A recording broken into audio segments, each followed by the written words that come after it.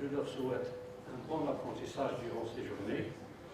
Je souhaite également avoir un échange d'informations bénéfique pour les équipes de recherche, pour nos doctorants, pour nos chers étudiants, masters, car ils sont nombreux à avoir assisté dans ces journées de biotechnologie et de bioinformatique. Je voudrais, un an, on vient de fêter l'événement le plus important, le plus terrible, Ali Salatu Salam, la naissance. C'est notre exemple.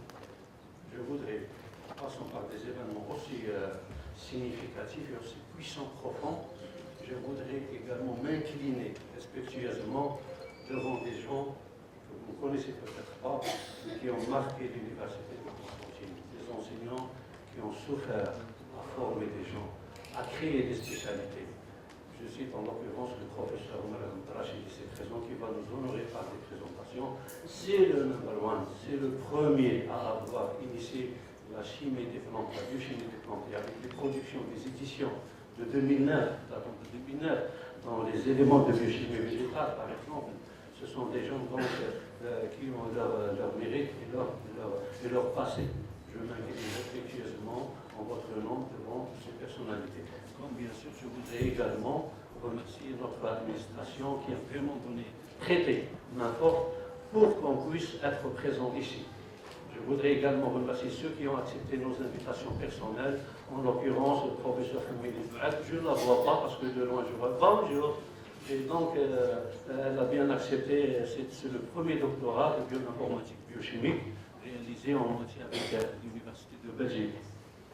Avec professeur Hamidi. Ma communication à moi, je suis le professeur Hamishi Mohamed Abdelhafid, microbiologiste à l'Université de Constantine, vous l'aurez compris. Ma communication, c'est de faire une sorte d'un état de l'art, de la contribution. Je vous apporte à peu près l'information de ce qui se passe comme contribution de la bioinformatique par rapport aux avancées terribles de la biotechnologie. La biotechnologie, vous le savez déjà, elle est axée sur trois domaines très très importants, vitaux pour la politique de notre cher pays. Les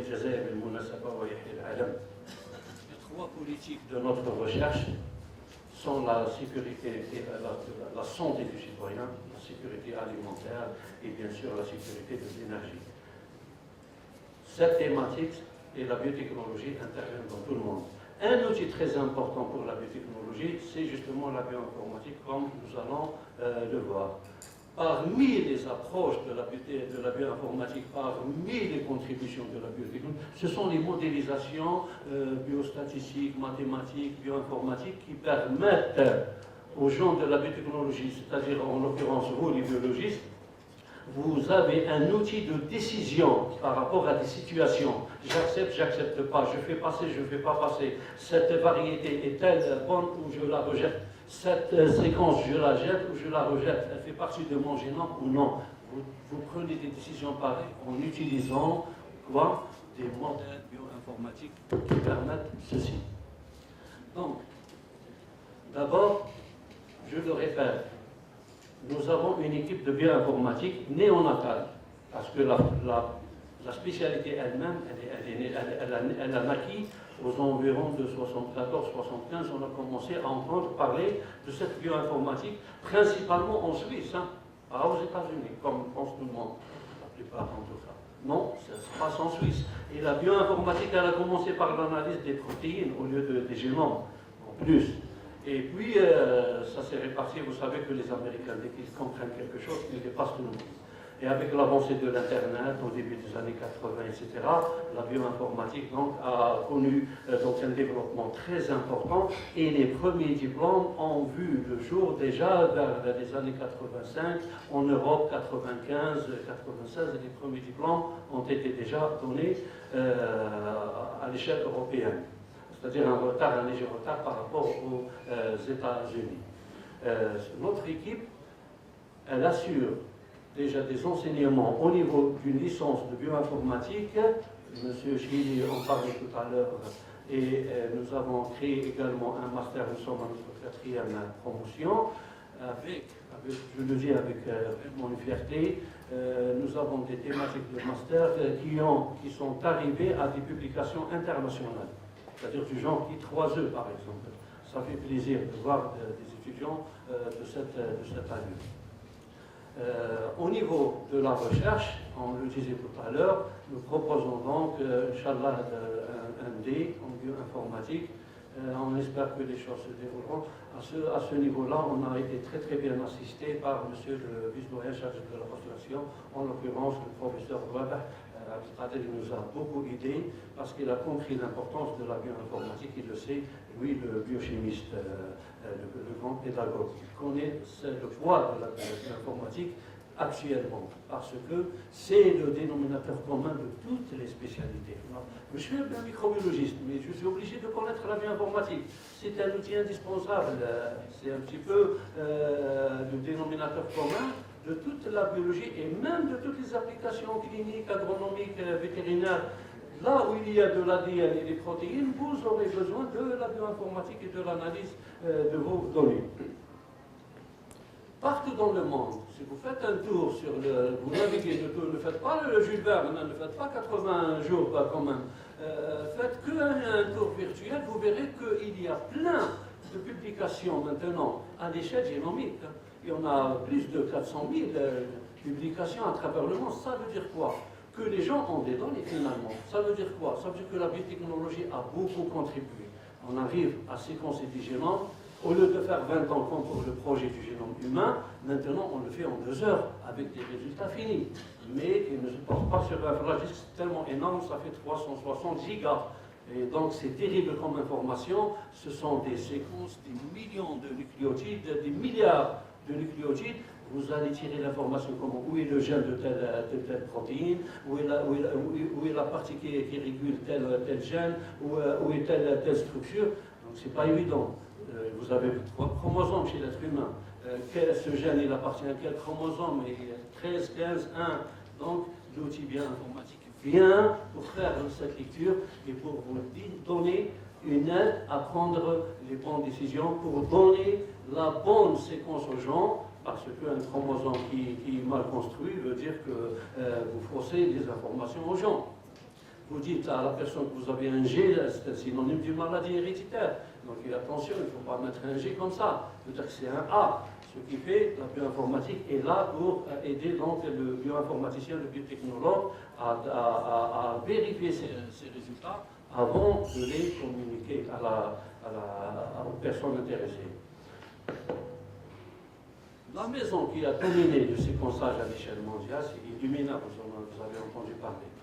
Et même Illumina, qui a fait évoluer ces plateformes de séquençage, elle a la malice, pas l'intelligence, la malice, le marketing, elle a la malice de garder le séquençage sur des courts morceaux. C'est-à-dire qu'elle va complètement, carrément casser l'ADN, le chromosome, en millions de morceaux très courts, de 150 à peu près, je parle de la moyenne, c'est vrai, dans la bibliographie, vous trouverez 400, mais ce sont des études spécifiques. Pour le génome de il vaut mieux diviser pour mieux régner, divide to conquer. Ce qui fait, ces morceaux-là, même si la technologie a avancé, ils gardent ça pour le seul but d'avoir une précision dans le séquençage. Quand je séquence 150, l'appareil peut me rendre des résultats fiables avec une accuracy plus importante, contrairement à séquencer 1000 nucléotides de suite, c'est un petit peu lourd pour l'appareil et les erreurs peuvent aller jusqu'à de l'ordre de 1%. C'est pas bon. L'importance des autres maisons qui sont venues après Illumina, elles ont leur poids à l'échelle mondiale, mais quand on remarque dans ces le rectangle par exemple noir qui vous fait face, eh ben, ce rectangle, j'espère que ma voix a été élevée quand même. Oui, on vous entend. Très bien, les premiers. Oui. Merci. Ce qui fait, elles sont là, mais Illumina reste quand même un référentiel, je lui fais de la publicité. En dehors des plateformes de séquençage, quels sont les outils informatiques pour lire ces informations, pour remonter l'ADN qui a été coupé? N'oubliez pas que vous avez au moins 200 millions de morceaux pour les couper. Il y a énormément de logiciels dans ce sens. Bien sûr, vous avez le SPADES, c'est une carte thermique, donc dès que c'est rouge, ça veut dire que c'est très utilisé à l'échelle mondiale. Et c'est vrai que vous pouvez même le télécharger, le SPADES, il est très utilisé pour les gens qui veulent s'initier et faire des apprentissages. Pour ce qu'on appelle l'assemblage des génomes, rassembler des millions, des milliards, on parle même de 1 milliard 200 millions de petits morceaux à rassembler dans le bon sens. Il y a deux façons de le faire en bioinformatique. Soit on recopie le morceau et on les compare par rapport à un référentiel existant, ça c'est un petit peu facile quand même, et dans ce cas, il y a le fameux Bauti 2, la nouvelle version, qui arrive quand même à rassembler 25 millions de morceaux en 1 heure.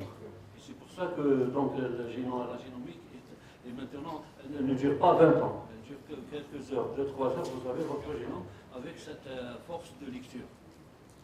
La nouvelle approche, la plus utilisée dans les laboratoires à l'échelle mondiale, c'est l'approche de novo, c'est-à-dire reconstruire le génome à l'aveugle, sans avoir à le comparer par rapport à un référentiel. Et là, elle s'appuie principalement sur les nouvelles techniques de la théorie des graphes, de la modélisation statistique. Et c'est ce que nous allons développer. Son principe global, c'est de couper l'ADN en millions de morceaux. Ces petits morceaux sont les reads, les lectures, lesquels vont être donc par paire, additionnés par paire s'il y a des concordances, bien sûr. Et ces paires, donc ça va donner une longueur plus importante que le départ. Et ensuite, on continue à rassembler jusqu'à arriver à notre chromosome, lequel donc représente le génome initial. Mais cela veut dire que vous avez construit un puzzle sans avoir vu l'image initiale, ou alors avoir reconstruit un livre sans avoir lu son contenu et avoir reconstruit donc toutes les feuilles déchirées. C'est le principe de cette approche. Il y a 3 grands logiciels, 3 grands algorithmes utilisés dans ce montage des génomes. Merci. C'est mieux, pardon. Donc, merci. Le Greedy, il regarde s'il y a une séquence qui ressemble à votre séquence dans les millions qu'il a, et il la capte et il l'avale. Ça y est, elle s'accroche à la première et il continue. Il cherche une autre pour faire, donc et ça va augmenter tout le long de la lecture. Mais il ne vérifie pas si la première qui a collé, est-ce que c'est la meilleure, parce qu'il y a mieux, il ne vérifie pas. Donc il y aura donc des erreurs. Vient ensuite le OLC. Donc, il est mieux adapté, il construit des graphes. Un graphe, c'est quoi? C'est une séquence qui va vers une autre séquence en suivant un chemin. C'est ce qu'on appelle un graphe en théorie des graphes. Mais quand même, ça prend beaucoup de temps parce qu'il vérifie une séquence par rapport à la totalité pour chercher la meilleure. Et ça va coûter beaucoup de temps de calcul à la machine. Cependant, la meilleure approche, c'est l'approche des graphes de De Bruyne, utilisé donc en bioinformatique. Ça permet de faciliter déjà les lectures, de les couper au maximum et de faire un chemin entre ces lectures pour trouver le meilleur chemin le plus court avec un génome qui contient le moins d'erreurs possible. On verra un exemple dans ce sens. Vous avez bien sûr des exemples de logiciels qui permettent de faire ce genre de choses. Euler SR est un très bon logiciel dans ce sens, parce qu'il est basé sur la théorie des graphes eulerien. Un exemple d'utilisation, votre génome, il est un petit génome, mais donc juste pour l'illustration, il est donc éclaté par shotgun, par des techniques physico-chimiques, enzymatiques, et là, le logiciel va choisir les meilleurs morceaux qui ont les meilleures contributions pour construire à la fin le génome le plus adapté. Cependant, c'est une modélisation. Donc cette démarche, elle est derrière l'interface que vous voyez, il y a des logiciels qui se basent sur la théorie des probabilités. Et là, comme on s'intéresse à l'emplacement dans le temps et dans l'espace des nucléotides, il n'y a que la loi de Poisson qui est devant vous qui permet cela. Ce n'est ni la loi de Cukis-2, ni la loi gaussienne normale, ni la loi de Student, etc., de Bernoulli. Quand vous avez à calculer des probabilités en fonction du temps et de l'espace, c'est bien la distribution de Poisson. Et elle a ses limites quand même. Le graphe de De Broglie, comment il est construit? C'est un graphe orienté. On va comprendre qu'est-ce que c'est que orienté. Nous avons une multitude de petites séquences appelées les listes.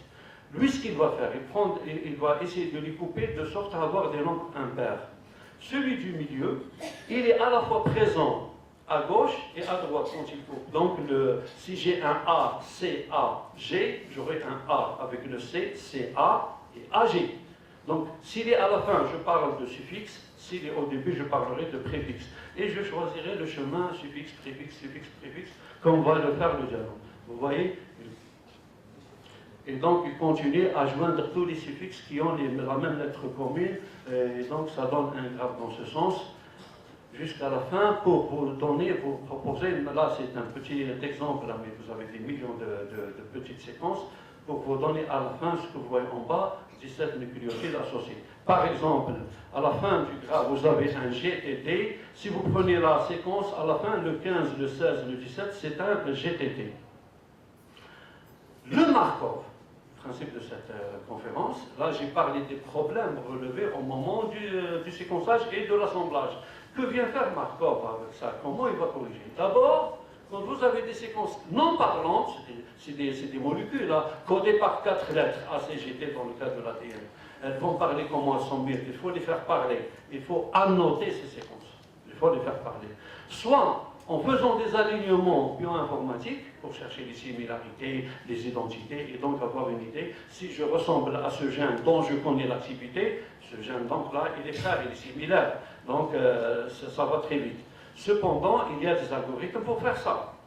Je peux faire à un niveau supérieur, je cherche à l'intérieur de la séquence s'il y a des morceaux qui se répètent en tandem. Ça donne une information supplémentaire pour l'identification du gène. Pensez par exemple au tandem AT-AT, ça donne une idée. Par exemple, s'il y a des séquences plus importantes que 2, 5, 6, 17, 20, ça a ce qu'on appelle un pattern. En bioinformatique, en biologie moléculaire, le pattern, c'est une partie de l'ADN et même dans la protéine qui revient dans toute la famille de protéines qui ont la même fonction. Et on peut même parler de pattern chimique. Je n'expliquerai pas aussi bien que le professeur Marham. Je dirais que Artemisia a son pattern chimique, professeur. Donc, c'est une identité moléculaire, en fait, de la plante. Et bien, la même chose pour la protéine. C'est dans son ADN, le responsable de sa synthèse, il y aura toujours une empreinte qui dit nous sommes une endonucléase, nous sommes une protéase. C'est l'empreinte que nous cherchons dans la visualisation. Le dernier étage de la notation bioinformatique, c'est de modéliser la molécule elle-même. Et là, nous avons le professeur Hamidi qui a déjà fait ça. Elle en a donc essayé le principe avec des protéines. Elle modélise pour déterminer les sites de fixation, les sites d'inhibition, etc. L'analyse biochimique enzymatique de la protéine. Il peut contribuer également à, je le disais dans l'introduction, à désigner, à préciser les différents morceaux d'un gène. Il s'agit d'un gène, il va le dire. Il va vous montrer les endroits où vous avez une grande concentration en CG, CG, c'est ce qu'on appelle les îlots CG. Il peut vous montrer la région promotrice, il peut vous montrer la région de poly-A, si c'est un gène, etc. Les intrants, les exemples, ce sont des contributions. Un exemple concret de la pratique de ce modèle probabiliste. Vous avez un génome, je l'ai écrit par 10, des nucléotides de 10, c'est le format de la banque de données GenBank aux États-Unis, donc elle fournit la rien sous forme de 10 pour faciliter le calcul. Donc j'ai 43 paires de bases, je le fais par hasard, c'est le input. Maintenant, les premières statistiques à faire, bien entendu, c'est de calculer le fameux pourcentage des nucléotides G et C dans une chaîne donnée. Parce que c'est une première orientation, biologie moléculaire. Je suis à 46%. Moi, le microbiologiste, si c'est un génome microbien, je dirais que c'est une bactérie qui n'est pas aérobie. Peut-être que le professeur Kitoni va le confirmer, car les actinomycètes, par exemple, elles sont connues pour un pourcentage plus important. Nous sommes dans les aérobies dans ce cas, quand je dépasse les 50%. Vous voyez, c'est une première orientation. Et puis, avoir la statistique des nucléotides, c'est un total qui va me permettre de calculer les fréquences, lesquelles elles sont là. J'explique par exemple la colonne A. Dans toute la séquence des 43, ce que fait Markov, c'est de trouver La transition après A. Qui est-ce qui vient après A? J'ai le A lui-même, j'ai le C, le G et le T. Et je calcule le nombre d'occurrences. Et comme j'ai 12A, 14A, donc je dois avoir un total de 14. Je passe à T, quelles sont les possibilités d'avoir un T après le T, un C après le T, etc. Cette statistique initiale, elle est traduite sous forme d'une matrice. Je sais que pour aller de A à A, from to, pour aller de A à A, j'ai 21%, d'après mon génome. Pour aller de G à T, l'avant-dernière ligne et la dernière colonne, from to, je trouve 27,3%. Cette matrice est appelée matrice de transition dans le modèle de Markov. Elle est très importante, on va y revenir. Donc son calcul est facile, par une petite boucle informatique et le tour est joué. C'est facile à le faire. Maintenant, cette matrice peut être représentée par un graphe. C'est un graphe de transition également. J'ai les 4 nucléotides qui font les sommets et je représente par donc des arêtes la fréquence observée de A à C par exemple. J'ai 0,357. J'ai le A qui revient à A par 0,214. Un exemple d'utilisation pour confirmer, pour corriger mon génome. J'ai pris une petite séquence AC, AA et G. Quelle est la probabilité que cette séquence soit contenue dans mon génome? C'est facile. Le A, c'est le premier. Je n'ai pas de problème, c'est l'événement certain. 1. Maintenant, quelle est ma chance, ma probabilité d'avoir un C après un A? Je reviens à ma table. Je suis à A et je regarde le C. Ben, j'ai 0,37, donc 35, donc multiplié par 0,35. Et j'avance. Après le C, sur mon génome, j'ai le A. Quelle est la probabilité d'avoir un A après le C? Je viens à la ligne de C et je cherche A. 0,375. Et je fais le produit, c'est un E parce que j'ai un A et un C et un A et un G. Donc c'est pour ça que je fais le produit. Si j'avais le O, j'aurais fait un plus. Parce que la probabilité, basiquement, soit vous multipliez, soit vous ajoutez. Si c'est un et, donc c'est une multiplication. J'obtiens à la fin un calcul de 819, 800 moins 5. Je reprends un autre pattern, un autre motif, et je calcule sa probabilité. Je trouve 270 par rapport à 819. Ce brin-là est éliminé. C'est ça la contribution. C'est un mauvais séquençage. Ce morceau ne peut pas faire partie de mon génome. Il est loin, il est loin. À vous maintenant de me dire, cette séquence TC, TAG, est-ce qu'elle fait partie de mon génome? Je vous réponds que je vois déjà qu'après T, il y a un C, moi qui ai appris par la chose. Et la probabilité d'avoir un C après un T dans la dernière ligne, elle est égale à 0. Donc 0 dans une multiplication, il va avaler, c'est un avare. Il va avaler toutes les valeurs et vous aurez une probabilité. Donc cette séquence n'aura jamais sa place au sein de votre génome. Vous prenez la décision de la rejeter. C'est un mauvais séquençage. À ce niveau-là, c'est un mauvais séquençage. Je rejette cette portion, elle ne fait pas partie de mon chromosome. Qui est-ce qui m'a permis de faire ces calculs? C'est la matrice initiale de transition sur laquelle je disais tout à l'heure, elle est très importante. Un autre exemple. Nous savons, nous les biologistes, surtout ceux qui font de la moléculaire, que les gènes sont précédés par des zones de régulation. Parmi les zones de reconnaissance que c'est un gène également, il y a des, j'en parlais tout à l'heure, des zones très riches en succession C-G. Le G qui vient après le C, sur 1000, 3000, vous verrez qu'il y a trop de C suivi par G. Donc je suis dans une zone qui précède un gène. C'est une information très importante pour donc annoter mon gène et dire que de là à là c'est un gène. Eh bien, déjà, c'est très important de faire cette analyse de ces îles CPG. Parce que vous le voyez vous-même sur les deux graphes, en A et en B, l'humain et la souris. Vous voyez que la distribution des fréquences, des probabilités C et G au sein du génome humain n'a rien à voir avec celle de la souris à votre droite. Un exemple deuxième des îles au CPG, je n'ai pas donné les séquences, mais directement les matrices que j'ai montrées tout à l'heure. Donc, dès que vous avez une séquence, vous pouvez calculer pour A, pour C, pour G, et vous aurez cette séquence devant vous de matrice de transition. J'ai mis à ma gauche le CPI, les Islands, plus, ça veut dire que je suis dans une zone avant le gène riche en CPG. et dans l'autre matrice, une zone à l'intérieur du gène, ou alors dans une zone, un intrant qui ne code pas, une protéine qui ne s'exprime pas. Vous verrez que pour aller de C à G, c'est ça la transition qui nous intéresse dans les C à G, dans une zone riche en CG, vous voyez que la fréquence pour aller de C from C to G, vous avez 27% contre 7%. Donc dans votre annotation du génome, cette séquence qui est à ma droite, ne la mettez jamais dans la zone régulatrice pour construire votre gène. Prenez la décision de l'inclure au milieu du gène. Il faut lui trouver sa place. Elle ne fera jamais partie de la zone de régulation. Un dernier exemple d'utilisation, je prends la même séquence. Je ne change qu'un seul nucléotide à l'intérieur. Et c'est à vous de prendre la décision. Est-ce que je prends la séquence avec un G ou alors avec un A? Un G, le bonhomme est sain. Avec un A, peut-être que c'est un Alzheimer. Maladie héréditaire, mais c'est ça la science. Il faut décider. Je calcule la probabilité comme tout à l'heure en utilisant ma matrice de tout à l'heure et je calcule, je trouve 950. Je reprends avec A, je trouve 8 contre 850. Conclusion, je prends le G. Le G est plus présent, il est plus logique d'avoir un G dans cette position que d'avoir un A. Je crois que je m'arrêterai ici. Merci pour votre attention.